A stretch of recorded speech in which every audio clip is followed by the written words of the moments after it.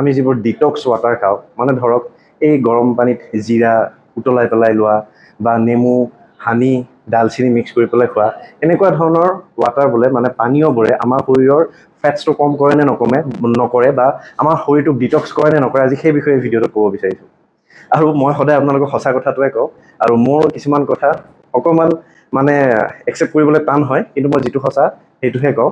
গতিকে আজিও ক'ব বিচাৰিছোঁ যে এনে ধৰণৰ কোনো ডিটক্স ৱাটাৰে বা এনেকুৱা ধৰণৰ কোনো ধৰণৰ পানীয় যিবোৰ আমি খাওঁ শৰীৰৰ এক্সট্ৰা চৰ্বি কমাবৰ কাৰণে কোনো ধৰণৰ কাম নকৰে শৰীৰত। কিয় নকৰে মানে কি কাৰণে নকৰে, আমাৰ শৰীৰটোৰ যি দুটা অংগ আছে, লিভাৰ আৰু কিডনী, এই লিভাৰ আৰু কিডনীৰ নেচাৰেল মানে সেই লিভাৰ আৰু কিডনীক যদি আমি সুস্থ কৰি ৰাখিব পাৰোঁ, তেনেহ'লে সেই লিভাৰ আৰু কিডনীয়ে আমাৰ শৰীৰক ডিটক্সিফিকেশ্যনৰ কাম কৰে। লিভাৰ আৰু কিডনীৰ নিজৰ কেপাচিটি আছে আমাৰ শৰীৰটোক ডিটক্সিফিকেশ্যন কৰা, আমাৰ শৰীৰত যিবোৰ আৱৰ্জনা আমি খাদ্যৰ জৰিয়তে হওক বা উশাহৰ জৰিয়তে হওক বা তেনেকুৱা বিভিন্ন প্ৰক্ৰিয়াৰ জৰিয়তে আমাৰ শৰীৰৰ ভিতৰলৈকে যিবোৰ আৱৰ্জনা যায়, সেইবোৰ ডিটক্সিফাই কৰি পেলাই আমাৰ শৰীৰৰ পৰা উলিয়াই দিয়াৰ মেইন কামটোৱে কৰে কিডনী আৰু লিভাৰে। গতিকে আমি যদি এই কিডনী আৰু লিভাৰক সুস্থ কৰি ৰাখিব পাৰোঁ, তেনেহ'লে এনেকুৱা ধৰণৰ কোনো পানীয় খোৱাৰ দৰকাৰ নাই।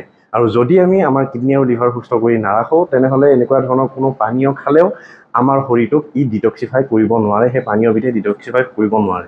গতিকে মেইন কথাটো হ'ল, যদি আপোনালোকে সুন্দৰভাৱে এক্সাৰচাইজ কৰি আছে, খোৱা বোৱাও ধুনীয়াকৈ কণ্ট্ৰল কৰি আছে, তেনেহ'লে আপোনালোকক তেনেকুৱা ধৰণৰ কোনো পানীয়ৰ দৰকাৰ নাই।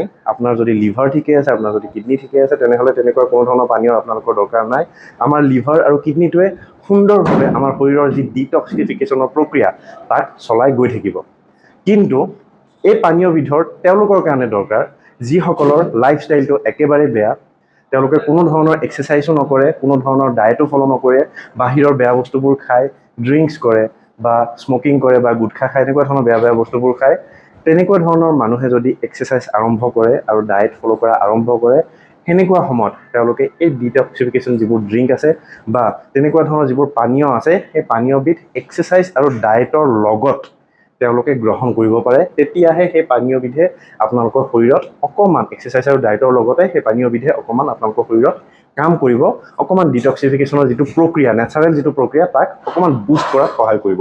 কিন্তু যদি আপোনালোকে কোনো ধৰণৰ এক্সাৰচাইজ নকৰে, কোনো ধৰণৰ ডায়েট ফ'ল' নকৰে, তেনেহ'লে তেনেকুৱা ধৰণৰ পানীয় গ্ৰহণ কৰি একো লাভ নাই। মই বহুত সংখ্যক লোকক দেখোঁ যে তেখেতসকলে কোনো ধৰণৰ এক্সাৰচাইজ নকৰে, কোনো ধৰণৰ ডায়েট ফ'ল' নকৰে বা কোনো ধৰণৰ নিজৰ খোৱাটোৰ ওপৰত কণ্ট্ৰল নাই, কিন্তু তাৰপিছতো তেওঁলোকে ৰাতিপুৱা শুই উঠি পেলাই তেনেকুৱা ধৰণৰ ডিটক্সিফিকেশ্যন ড্ৰিংক বনাই পেলাই খায় বা তেনেকুৱা ধৰণৰ এই নেমু পানীয়ে হওক বা নেমু পানীত হানি মানে মৌ আৰু ডালচেনি এনেকুৱা ধৰণৰ বস্তু মিক্স কৰি পেলাই গৰম কৰি পেলাই খোৱাই হওক, এনেকুৱা ধৰণৰ পানীয় গ্ৰহণ কৰে। কিন্তু সেই পানীয়বিধে কোনো ধৰণৰ কাম নকৰে শৰীৰত, কোনো ধৰণৰ মানে ফেট লছৰ প্ৰক্ৰিয়াই হওক বা আপোনালোকৰ শৰীৰত ডিটক্সিফিকেশ্যনৰ কাম নকৰে। গতিকে এটা কথা সদায় মনত ৰাখিব যে এক্সাৰচাইজ আৰু আমাৰ যি খোৱা লোৱাৰ কণ্ট্ৰল, মানে ডায়েট বুলিয়ে কৈছোঁ, সেইটো সদায় 1 নম্বৰত ৰাখিব। এক্সাৰচাইজ 1 নম্বৰত, লগতে আমাৰ ডায়েট 1 নম্বৰত। এই দুটা বস্তু যদি আপোনালোকে ঠিক কৰি ৰাখে, তেনেহ'লে বাকী একো কৰাৰ দৰকাৰে নাই। আমাৰ শৰীৰটোৱে অট'মেটিকেলি আমাৰ যি বেয়া আৱৰ্জনা আছে শৰীৰৰ, তাক উলিয়াই লৈ যাব আৰু আমাৰ যি শৰীৰৰ অতিৰিক্ত চৰ্বি আছে তাকো কমাই ৰাখিব। গতিকে মনত ৰাখিব, এক্সাৰচাইজ আৰু ডায়েট এই দুটাই মেইন বস্তু। আজিৰ ভিডিঅ'টোত ইমানে, আৰু নতুন ফিটনেছ ৰিলেটেড ভিডিঅ'লৈ মই অতি সোনকালে আহিম। ধন্যবাদ।